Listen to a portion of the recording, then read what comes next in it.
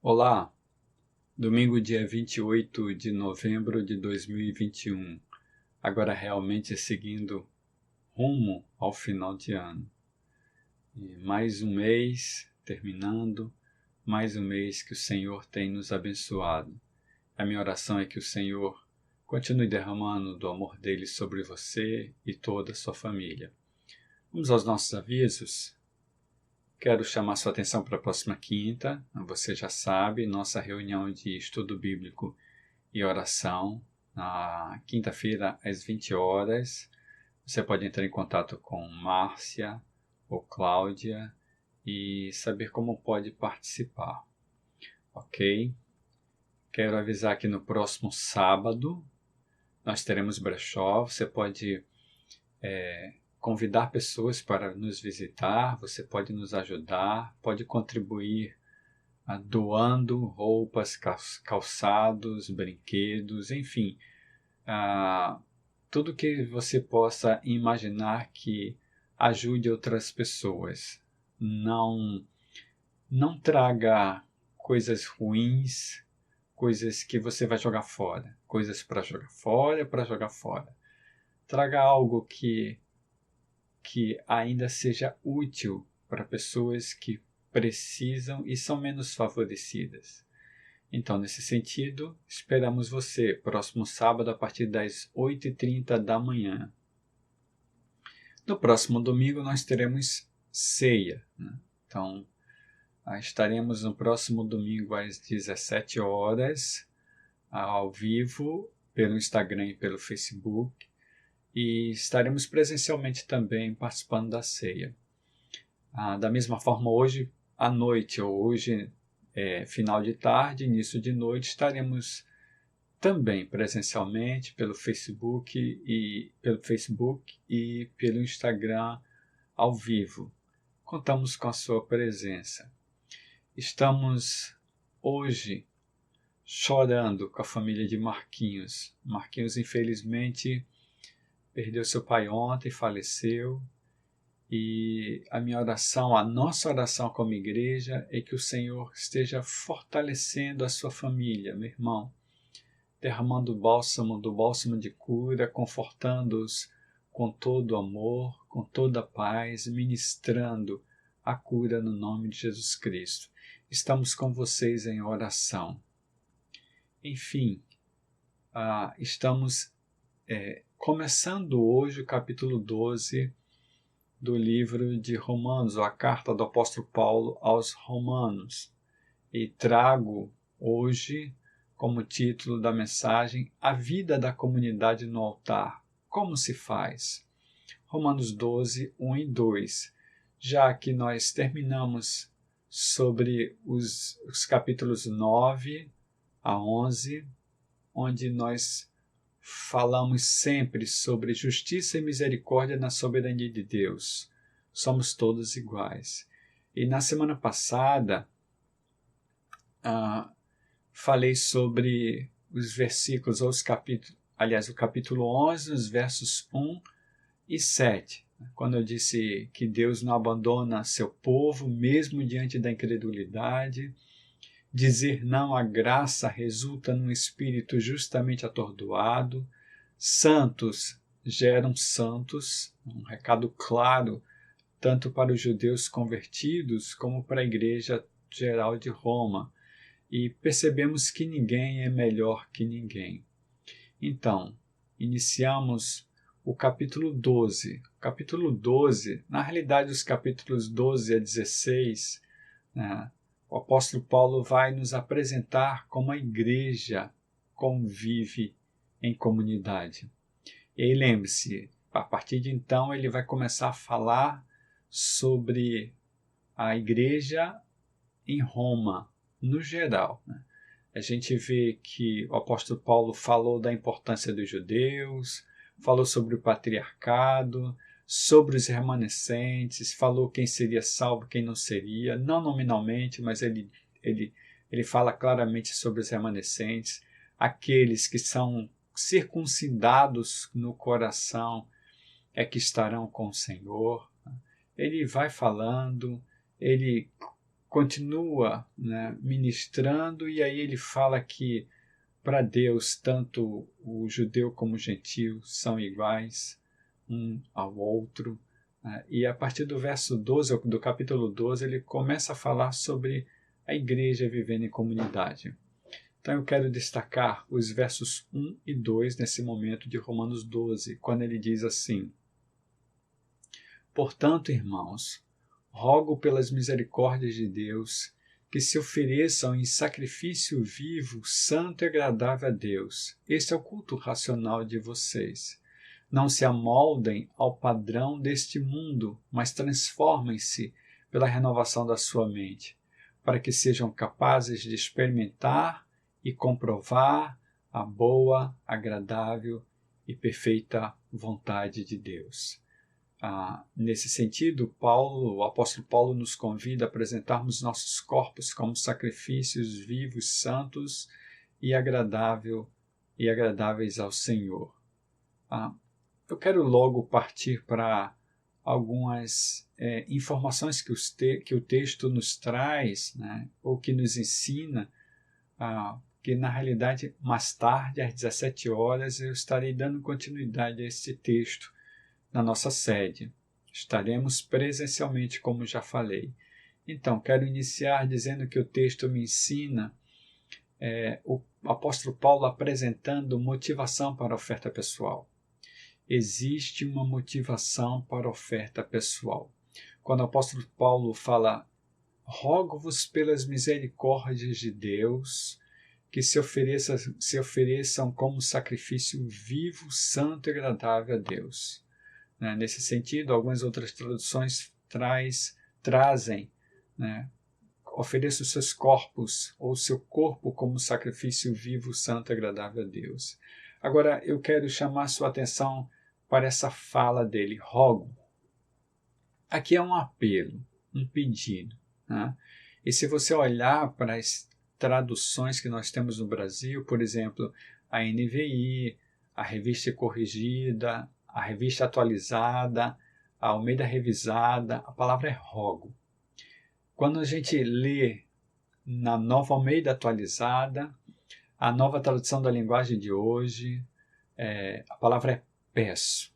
A Nova Versão Transformadora traz a palavra suplico. No mesmo sentido, a Nova Bíblia Viva traz apelo, ou apelo. O apóstolo Paulo está apelando aqui, está pedindo para que os membros, a comunidade da igreja em Roma, apresente o corpo como sacrifício vivo, santo e agradável a Deus. Aqui está um pedido baseado em sua autoridade. E aí, eu gosto muito da tradução da versão fácil de ler, quando ele diz assim: irmãos, Deus mostrou por nós uma grande misericórdia. Por isso, peço-lhes que ofereçam a Ele as suas vidas em sacrifício, isto é, um sacrifício vivo, puro e que lhe seja agradável. Veja, a palavra misericórdia aqui é oiktirmos. A palavra quer dizer pena, compaixão, favor, graça, misericórdia. É um sentimento visceral, ou seja, profundo sobre a dificuldade ou o infortúnio de alguém. É usado para os sentimentos profundos que Deus tem por todos nós. E poderosamente mostra e compartilha com aqueles que o seguem. Veja que aqui é a atitude de Deus. O apóstolo Paulo está falando sobre a atitude de Deus em relação a nós. Por isso ele diz: eu peço a vocês que coloquem o corpo como sacrifício vivo, santo e agradável a Deus. Eu peço a vocês por causa das misericórdias do Senhor. O próprio apóstolo Paulo, em 2 Coríntios capítulo 1, versos 3 e 4, ele diz que Deus é Pai das misericórdias. Veja, bendito seja o Deus e Pai de nosso Senhor Jesus Cristo, Pai das misericórdias e Deus de toda consolação. ele diz que nos consola em todas as nossas tribulações, para que com a consolação que recebemos, ou seja, que fomos consolados, essa consolação é Deus quem nos traz, possamos consolar os que estão passando por tribulações. Mas eu quero chamar a sua atenção que o apóstolo Paulo chama a Deus de Pai das misericórdias, Deus de toda a consolação. Da mesma forma, o profeta Jeremias, em Lamentações capítulo 3, os versos 22 e 23, deixa claro, ele diz assim: graças ao grande amor do Senhor é que não somos consumidos, pois as suas misericórdias são inesgotáveis, renovam-se cada manhã.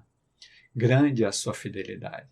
Veja, fortalece o que o apóstolo Paulo nos diz quando diz que Deus é Pai das misericórdias, né? Isso tudo acontece porque o amor de Deus é imenso por nós. Isso é claro na palavra, está bem claro. O apóstolo Paulo, em Romanos capítulo 9, no verso 16, diz: portanto, isso não depende do desejo ou do esforço humano, mas da misericórdia de Deus. Veja como a gente vem conferindo isso através da fala do apóstolo Paulo, baseada no Antigo Testamento, nos profetas, ele sempre dizendo que aquilo que Deus faz para nós e por nós não é por nossa causa, não é porque nós nos esforçamos e conseguimos, não é por nossos próprios méritos, né? Nesse sentido, não depende dos nossos desejos ou dos nossos esforços, depende do próprio Deus. É Ele quem fornece sua misericórdia para nós. É assim que funciona. Quando a gente olha para Romanos capítulo 11, nos versos 28 a 31, nós vimos a semana passada, Romanos 11, 28 a 31, o apóstolo Paulo diz acerca dos judeus: quanto ao Evangelho, eles são inimigos por causa de vocês, mas quanto à eleição, são amados por causa dos patriarcas, pois os dons e o chamado de Deus são irrevogáveis, assim como vocês que antes eram desobedientes a Deus, mas agora receberam misericórdia. Agora vocês receberam misericórdia graças à desobediência deles. Assim também, agora eles se tornaram desobedientes a fim de que também recebam agora misericórdia, graças à misericórdia de Deus para com vocês. Nesse sentido, o apóstolo Paulo deixa claro aqui, clarifica que tudo depende das misericórdias ou da misericórdia do Senhor. Tudo depende da misericórdia do Senhor. É conforme o seu amor. Precisamos entender dessa forma. Precisamos entender que, nesse sentido, há uma apresentação da motivação para a oferta pessoal. E essa motivação é a misericórdia do Senhor. É assim que o apóstolo Paulo nos traz. E ele dá continuidade. Né? Em Efésios capítulo 2, nos versos 3 a 5, Efésios 2, 3 a 5, ele diz assim: já nos preparando para um segundo ensinamento. Anteriormente, todos nós também vivíamos entre eles, satisfazendo as vontades da nossa carne, seguindo os seus desejos e pensamentos. Como os outros, os gentios, ele está falando, éramos por natureza merecedores da ira. Todavia, Deus, que é rico em misericórdia, pelo grande amor com que nos amou, deu-nos vida com Cristo, quando ainda estávamos mortos em transgressões, pela graça vocês são salvos. Mais à frente ele vai dizer: não é das obras para que ninguém se glorie, é dom de Deus. Mas veja como ele fala: Deus é rico em misericórdia. por causa do seu grande amor com que nos amou. É assim que funciona para o Senhor. Não é porque eu faço algo de bom, não é porque eu sou um bom servo, não é porque eu trabalho em sua obra, não é porque sou pastor, não é pelo dinheiro que coloco na obra, não é pela minha influência política, não é pela minha influência religiosa, mas por causa do seu amor. O Senhor é misericordioso comigo por causa do seu amor. É assim que a palavra dele fala. Agora, eu quero trazer para você um segundo ensinamento, porque mais tarde nós nos aprofundaremos mais um pouquinho nesse texto. Perceba, o sacrifício agora é vivo, pessoal e intransferível. A gente entende que há uma motivação para o sacrifício. E entende também que esse sacrifício agora é vivo, pessoal e intransferível. É assim que o apóstolo Paulo fala, né? Se ofereçam em sacrifício vivo. Vivo. Esse sacrifício vivo é santo e agradável a Deus. Aqui a gente tem as diferenças entre os diferentes aspectos entre os dois pactos, lei e graça. Quando a gente pensa no sacrifício na antiga aliança, né, a gente, se quiser aprender um pouquinho sobre isso, a gente pode ir lá para Levítico, nos capítulos 1 a 7. Veja, rapidinho, oferta queimada, o holocausto, está lá no capítulo 1. Oferta de manjares, está lá no capítulo 2 de Levítico. Oferta pacífica está no capítulo 3 de Levítico. Oferta pelo pecado está registrado nos capítulos 4 e 5 até o verso 13 do capítulo 5. Oferta pela culpa, capítulos 5, 14 até o 6, verso 7. E a partir do capítulo 6, verso 8 até o finalzinho do capítulo 7, a Bíblia nos traz instruções adicionais sobre as ofertas. Veja, se você quiser aprender um pouco mais sobre os sacrifícios na antiga aliança, pode ler Levítico capítulo 1 até o final do capítulo 7.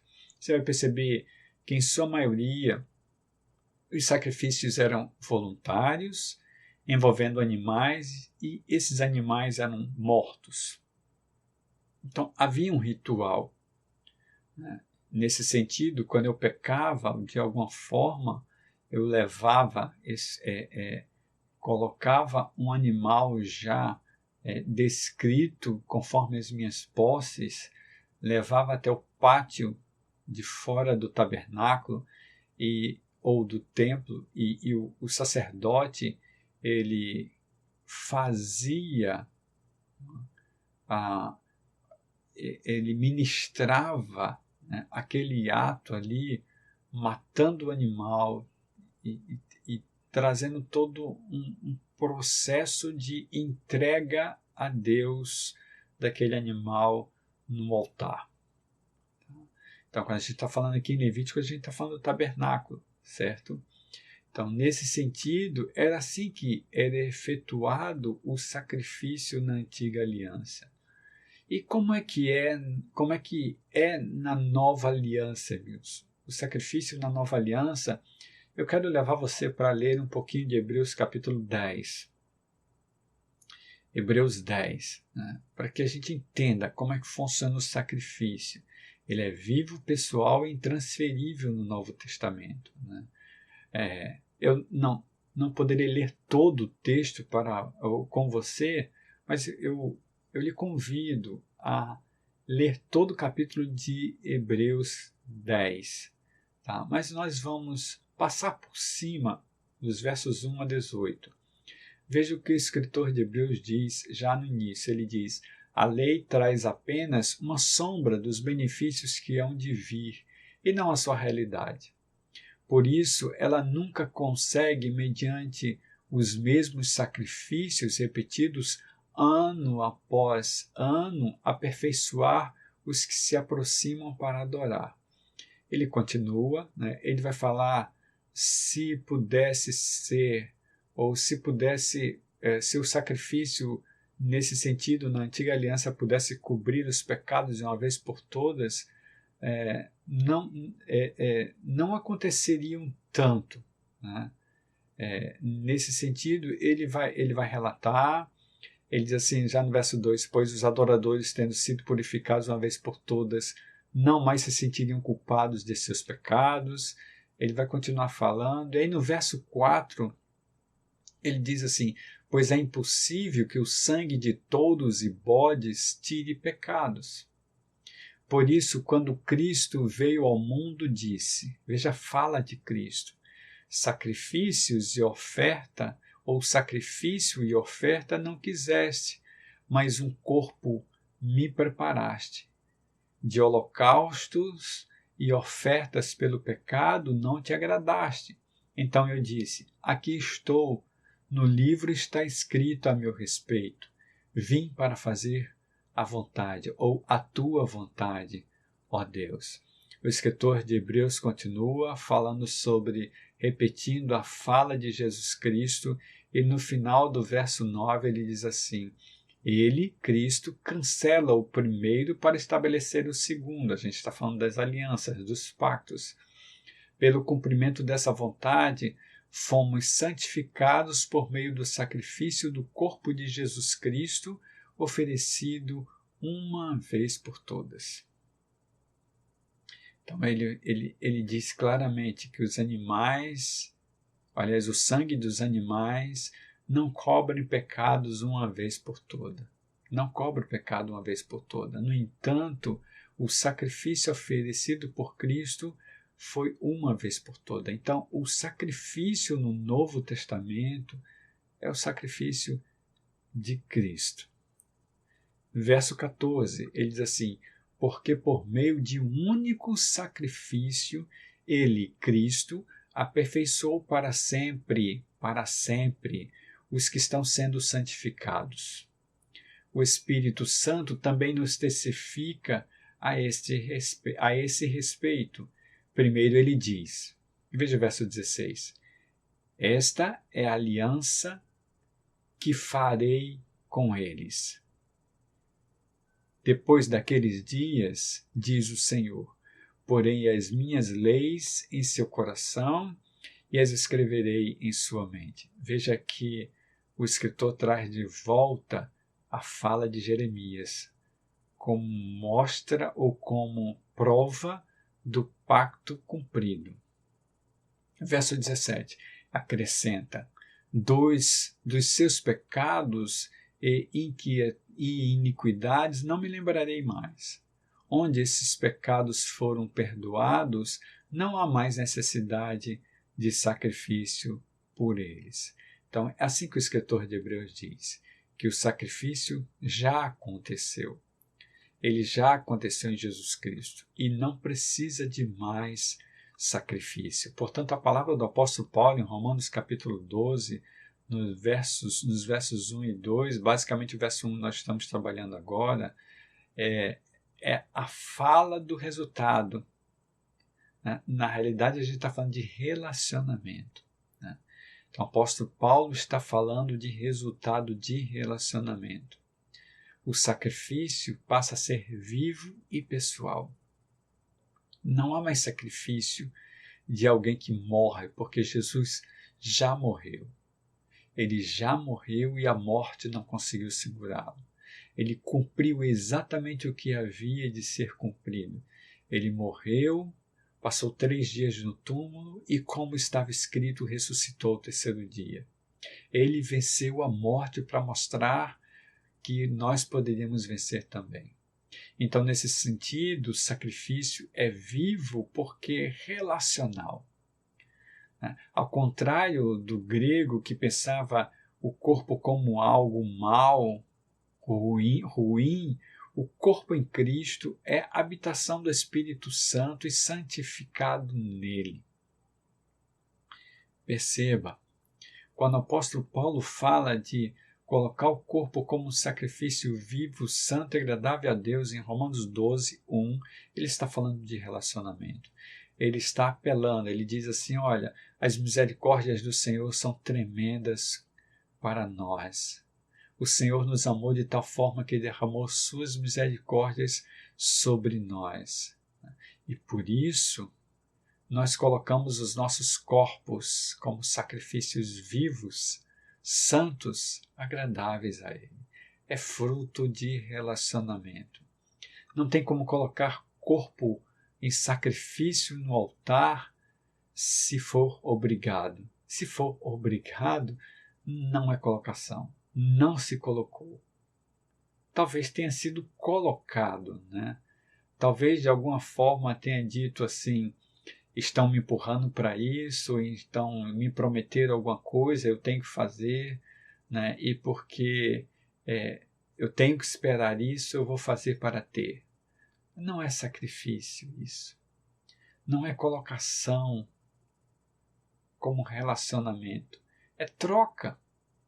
É dando o corpo esperando algo. Então é troca. Ao contrário do que a Bíblia diz.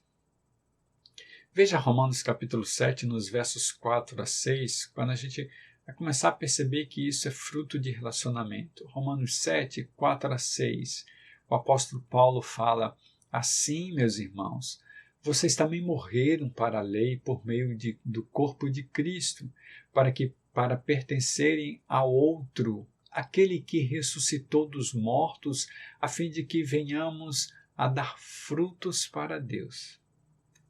Pois quando éramos controlados pela carne, as paixões pecaminosas despertadas pela lei atuavam em nosso corpo de forma que dávamos fruto para a morte. Mas agora, morrendo para aquilo que antes nos prendia, fomos libertados da lei, para que sirvamos conforme o novo modo do Espírito, e não segundo a velha forma da lei escrita. O que o apóstolo Paulo está dizendo no capítulo 7 é o que ele vai fortalecer no capítulo 8 de Romanos. É a forma da relação com Cristo. Em Cristo eu morri. Morri para a velha vida e eu vivo a nova relação com o Senhor na transformação do meu espírito pelo Espírito Santo de Deus que passa a habitar em mim. Nós vamos aprofundar um pouco tudo isso. Né? O apóstolo Paulo, em Romanos capítulo 8, nos versos 9 a 11, diz assim, Romanos 8, 9 a 11, entretanto, vocês não estão sob o domínio da carne. Por quê, Milton? Porque vocês já morreram para a velha vida, vocês vivem uma vida nova. Vocês não estão sob o domínio da carne, mas do Espírito. E aí o apóstolo Paulo traz a condição. Se de fato o Espírito de Deus habita em vocês. O que ele está dizendo é, se de fato vocês morreram para o mundo, vocês estão em Cristo. Se de fato o Espírito de Deus habita em vocês. E se alguém não tem o Espírito de Cristo, não pertence a Cristo. Veja que o Espírito Santo é chamado aqui de Espírito de Cristo. Então, quem coloca a sua vida nas mãos do Senhor, num relacionamento profundo com o Senhor, tem a presença do próprio Cristo em si. Afinal de contas, foi promessa dele. Eu não os deixarei sós. Eu estarei com vocês, né, no Espírito Santo, ou na presença do Espírito Santo. Né, nesse sentido, então, o Espírito Santo é o próprio Espírito de Cristo. Né? Ele diz assim, mas se Cristo está em vocês, o corpo está morto por causa do pecado, mas o Espírito está vivo por causa da justiça. Que justiça é essa? Que ele cumpriu na cruz por nós. Ele pagou todos os preços para nos libertar. Ele foi colocado na cruz como um sacrifício por nossos pecados. Ele, de uma vez por toda, ficou no nosso lugar, para que nós fôssemos justificados nele e purificados da mesma forma. Então veja, é assim que a palavra diz.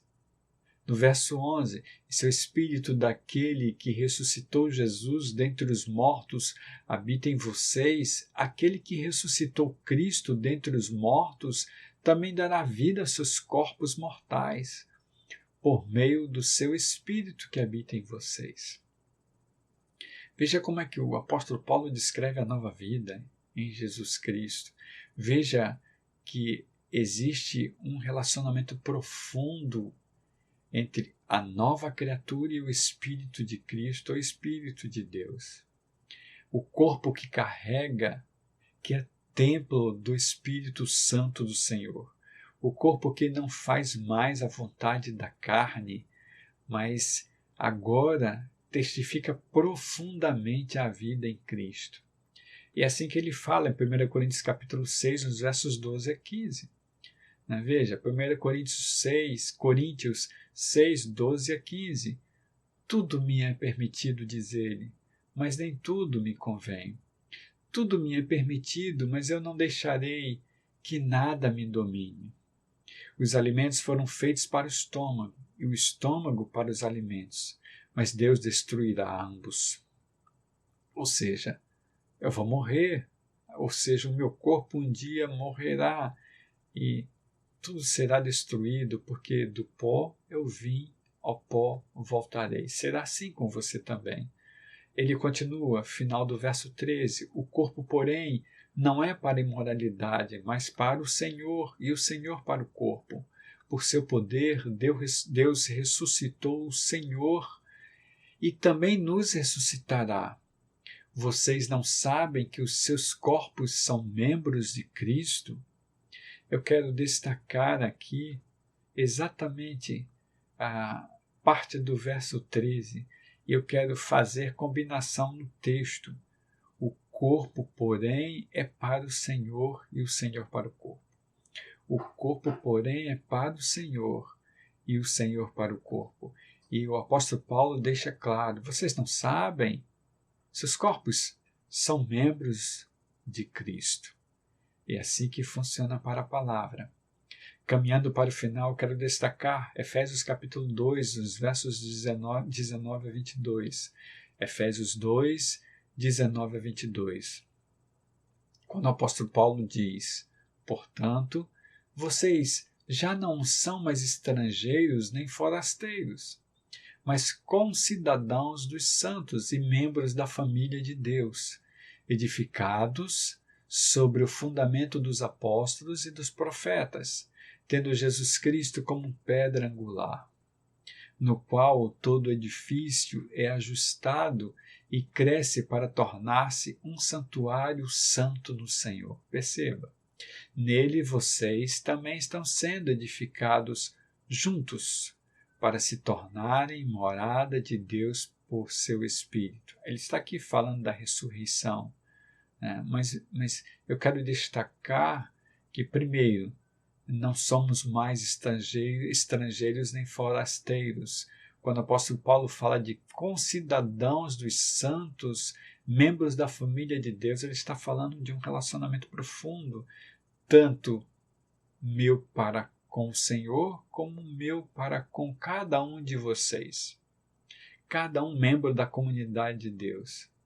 Porque na realidade todos nós somos membros do corpo de Cristo. E nesse sentido, a Bíblia nos trata como edifício. Edifício que é ajustado e cresce para tornar-se um santuário santo no Senhor. Ele diz que o templo somos nós. Porque afinal de contas, o escritor de Atos diz que Deus não habita em templos feitos por mãos humanas. Nós somos o templo. Então, nesse sentido, tem motivação para o sacrifício ou tem motivação para a oferta. A motivação são as misericórdias do Senhor renovada em nossas vidas diariamente, renovada em minha vida, renovada em sua vida diariamente. E também precisamos entender que esse sacrifício que o apóstolo Paulo fala é vivo, ele é diário, ele é pessoal e intransferível, porque esse sacrifício é fruto de relacionamento. É fruto de relacionamento. O Senhor Jesus veio cumprir a lei. E quando a Bíblia diz que o Senhor Jesus veio cumprir a lei, é porque uma vez por toda ele se sacrificou por nós. Nosso sacrifício, que é fruto de relacionamento, não é algo obrigatório, é voluntário, porque é fruto de relacionamento, é resultado do sacrifício de Cristo para conosco. Eu quero concluir para darmos continuidade mais tarde na nossa sede às 17 horas. Você pode participar presencialmente ou, se preferir, ao vivo nos nossos canais do Facebook e do Instagram às 17 horas. Eu quero encerrar esse momento com Filipenses capítulo 1, nos versos 20 a 21, para que mais tarde nós possamos dar continuidade. Filipenses 1, 20 a 21. O apóstolo Paulo diz assim: aguardo ansiosamente e espero que em nada serei envergonhado. Ao contrário, com toda a determinação de sempre, também agora Cristo será engrandecido em meu corpo, quer pela vida, quer pela morte, porque para mim viver é Cristo e morrer é lucro. Então, ele fala desse relacionamento profundo e que transforma vidas. Eu quero concluir dizendo que sem relacionamento não há transformação de vida. Deus não negocia com ninguém, não barganha com ninguém. O que Ele quer com você é relacionamento. E a transformação, ela é voluntária, porque ela é fruto de entrega no altar. Vamos orar? Quero te agradecer, Senhor, por cada fala que o Teu Espírito nos traz nesse momento. E aqui, Senhor, eu me exponho para que cada um dos meus irmãos que estão comigo agora, ou aqueles que possam vir, aqueles que possam participar no futuro vendo esse vídeo. A minha oração é que não a minha fala, mas a fala do Teu Espírito. Aquilo que Teu Espírito esteja agora ou no futuro falando, derramando diante de cada um que me assiste e que me assistirá. A minha fala é que o Senhor faça somente aquilo que lhe apraz, que não seja a voz do homem, mas a voz do Espírito. A minha oração, Senhor, é que o Senhor esteja atingindo a cada um nesse momento, confortando, ministrando, falando com todo o Teu amor, derramando das misericórdias da Tua graça, Senhor. A minha oração agora é por Marquinhos e sua família. Que o Senhor esteja agora confortando-os, sua mãe, seus irmãos, enfim, Senhor. Que toda a família seja confortada por causa da perda do pai de Marquinhos. Que o Teu bálsamo de cura, de paz, de amor seja derramado sobre a família, para que eles entendam quanto Tu os amas, Senhor. Enfim, que o Senhor esteja com todos nós. Que o Senhor esteja tirando as dúvidas. Que Seu Espírito visite os doentes, curando com o óleo da cura do Senhor, o óleo do Espírito derramado, o óleo que traz paz, que traz amor, que traz libertação. Que o teu Espírito seja esse óleo derramado, Senhor, diante dos necessitados. Que o Senhor console os corações sofridos e que o Senhor alimente os famintos espiritualmente. Eu oro entendendo que Deus é claramente aquele que derrama as suas misericórdias sobre nós. Assim eu oro no nome de Jesus Cristo, certo? Da tua graça, do teu amor, da tua paz. No nome de Jesus, amém. Essa é minha oração para você. Que o Senhor continue te fortalecendo, te enchendo de amor e que os teus lábios sempre tragam a fala poderosa e conciliadora do Senhor para a honra e glória dele. Deus te abençoe.